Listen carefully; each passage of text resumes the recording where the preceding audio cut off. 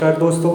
आज हम बात करेंगे कंजर्वेशन एग्रीकल्चर में इंसेक्ट पेस्ट और डिसीज मैनेजमेंट के बारे में, जो कि एग्जाम और सस्टेनेबल फार्मिंग दोनों के लिए एक बहुत ज़्यादा इम्पोर्टेंट टॉपिक है। So today we will learn how to we can control insect pest and diseases in our conservation agriculture. जैसा कि हमने पिछली वीडियो में जाना था कि हमारा कंजर्वेशन एग्रीकल्चर 3 मेन प्रिंसिपल पे काम करता है, जिसमें हमारा permanent soil cover, minimum disturbance of soil और क्रॉप रोटेशन होता है।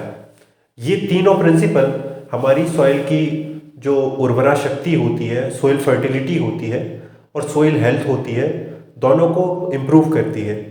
आज हम जानेंगे कि क्यों हमारे कंजर्वेशन एग्रीकल्चर में इंसेक्ट पेस्ट और डिसीज मैनेजमेंट इतना ज़रूरी है।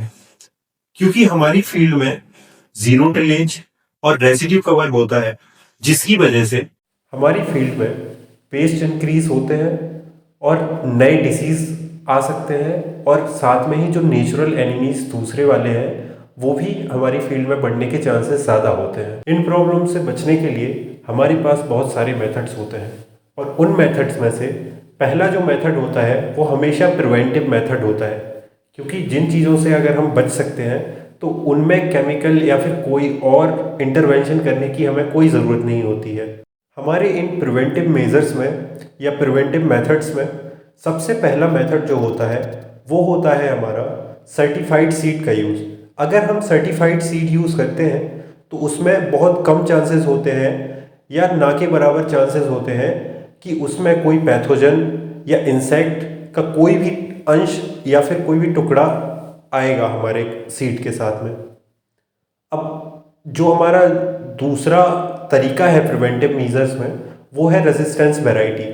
अगर कोई पेस्ट या इंसेक्ट हमारी फील्ड में ज़्यादा देखा जा रहा है तो हम डिसीज रेजिस्टेंसी, पेस्ट रेजिस्टेंसी ऐसी वैरायटीज़ का यूज़ कर सकते हैं।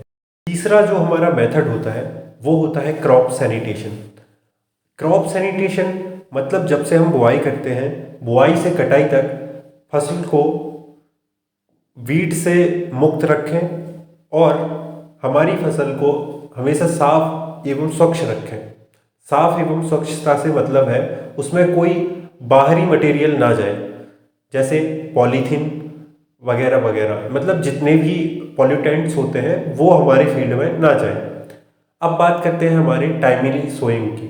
अगर हम अपनी क्रॉप की टाइमली सोइंग करते हैं तो ज़्यादातर चांसेस होते हैं कि इंसेक्ट और पेस्ट कम से कम आएंगे। प्रिवेंशन जो होता है वो हमारा सबसे इकोनॉमिक मेथड होता है किसी भी पेस्ट को या डिसीज़ को कंट्रोल करने का। अब इसके बाद हम बात करते हैं हमारे कल्चरल कंट्रोल्स की। कल्चरल कंट्रोल्स में सबसे पहले हमारा क्रॉप रोटेशन होता है।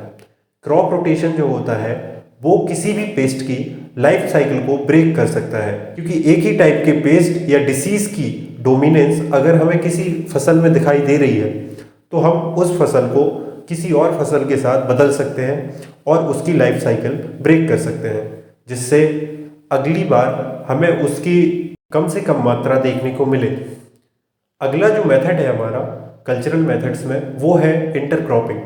अगर हम इंटरक्रॉपिंग करते हैं तो 2 या 2 से ज़्यादा फसलों को एक साथ लगाना होता है, और जो हमारी मेन फसल होती है उसे हमेशा हम ये देख के लगाएंगे कि जो हमारा पेस्ट या डिसीज डोमिनेंस है, जिसका डोमिनेंस है वो उसका होस्ट ना हो, और जो दूसरी वाली क्रॉप होती है उसको हम मेन फसल के जैसे नहीं लगाते हैं, जिससे वो वाली फसल नष्ट हो भी जाए लेकिन हमारी मेन क्रॉप बच जाती है। अगला जो हमारा मेथड है वो है कवर क्रॉप्स। ऐसे ही कवर क्रॉप्स भी हमारे डिसीज़ या पेस्ट के इन्फ्लुएंस को कम करती है, और बैलेंस फर्टिलाइज़र यूज़ भी इन्हीं में से एक कंट्रोल होता है। तो अगर हम कम फर्टिलाइज़र का यूज़ करेंगे तो हमारी क्रॉप में कम से कम पेस्ट लगेंगे या डिसीज़ लगेंगे। अब बात करते हैं हमारे बायोलॉजिकल कंट्रोल की। बायोलॉजिकल कंट्रोल्स में हमारे ऐसे इंसेक्ट्स आते हैं जो प्रीडेटर के जैसे यूज़ होते हैं, जो दूसरे नुकसान करने वाले कीटों को खाते हैं और हमें फ़ायदा पहुंचाते हैं, जैसे लेडी बर्ड बीटल या ट्राइगोग्रामा। इनका हम यूज़ कर सकते हैं हमारी क्रॉप्स में, जो पेस्ट को खाते हैं और हमें फ़ायदा देते हैं। कंजर्वेशन एग्रीकल्चर हमारे नेचुरल एनिमीज़ को कम करने के लिए बायोलॉजिकल कंट्रोल में बहुत ज़्यादा हेल्प करता है। इसके बाद हम बात करते हैं हमारे फिजिकल मेथड्स की या मैकेनिकल मेथड्स की। मैकेनिकल मेथड्स में सबसे पहला जो टाइप है वो होता है हमारा हैंड पिकिंग। हम हाथ से तोड़ के डिसीज्ड जो पार्ट होता है या पेस्ट से अफेक्टेड जो पार्ट है उसको अलग कर सकते हैं। इसके अलावा हम लाइट ट्रैप या फिर फेरोमोन ट्रैप का यूज़ कर सकते हैं। जो हमारा फेरोमोन ट्रैप होता है उसमें फीमेल हॉर्मोन्स होते हैं जिससे मेल उसमें अट्रैक्ट होते हैं और मेल एक पॉलीथीन के थ्रू अंदर फंस जाते हैं, जिसकी वजह से उनकी पॉपुलेशन नहीं बढ़ पाती है और इंसेक्ट धीरे धीरे कम होते जाते हैं। ये मेथड्स हमारे बिना केमिकल यूज़ किए सबसे अच्छे मेथड्स होते हैं क्योंकि ये बहुत ही इकोनॉमिक मेथड्स होते हैं। अब बात करें हमारे केमिकल मेथड्स की या केमिकल कंट्रोल की, तो केमिकल कंट्रोल हमेशा ETL से पहले कभी भी नहीं दिया जाता है। ETL यानी कि इकोनॉमिक थ्रेशोल्ड लेवल, इसको देखने के बाद ही हम केमिकल का स्प्रे करते हैं और वो भी नीड और टाइम के अकॉर्डिंग करते हैं। केमिकल्स के ओवरडोज को हम हमेशा कम ही करते हैं क्योंकि ये हमारे नेचुरल जो हमारे एनिमीज़ होते हैं या नेचुरल प्रीडेटर्स होते हैं जो हमारे एनिमीज़ को खा के हमें फ़ायदा पहुंचाते हैं, उनको बचाते हैं। और इसके बाद हम बात करते हैं हमारे डिसीज़ की। कभी कभी हमारा जो रेसिड्यू होता है, रेसिड्यू ही हमारा डिसीज़ इनोकुलम का काम करता है जो डिसीज़ बढ़ाने में हेल्प करता है या पैथोजन को कंटेन करके रखता है, जिसकी वजह से डिसीज़ हमारी क्रॉप्स में लग जाते हैं। लेकिन प्रॉपर मैनेजमेंट से हम डिसीज़ को हमेशा के लिए तो नहीं लेकिन कुछ समय के लिए इरेडिकेट कर सकते हैं। इसमें हम प्रिवेंशन मेथड्स में हमारा क्रॉप रोटेशन, रेसिड्यू मैनेजमेंट और प्लांट पॉपुलेशन को मेंटेन करते हुए इनका कंट्रोल हम आसानी से कर सकते हैं। अब प्लांट पॉपुलेशन इसलिए क्योंकि कभी कभी बहुत ज़्यादा प्लांट पॉपुलेशन होने की वजह से ही डिसीज़ स्प्रेड हो जाते हैं। साथ ही प्रॉपर ड्रेनेज और होस्ट रेसिस्टेंस वैरायटी का यूज़ करके हम इन प्रॉब्लम से बच सकते हैं। अब बात करें हमारे बायोलॉजिकल कंट्रोल की, तो हम ट्राइकोडर्मा या फिर स्यूडोमोनास फ्लोरोसेंस का यूज़ करते हैं। ये दोनों ही बायोलॉजिकल कंट्रोल हमारे जो डिसीज़ के पैथोजन होते हैं, पैथोजन को ज़मीन में ही दबा देते हैं, जिसकी वजह से क्रॉप पे इसका इफेक्ट नहीं आ पाता है। अब बात करें हमारे केमिकल कंट्रोल की, तो केमिकल कंट्रोल करने के लिए सीड ट्रीटमेंट और नीड बेस्ड फंजीसाइड स्प्रे का यूज़ करते हैं। लेकिन याद रहे, फंजीसाइड का यूज़ हम तभी करते हैं जब हमारी क्रॉप इकोनॉमिक थ्रेशोल्ड लेवल से ऊपर हो।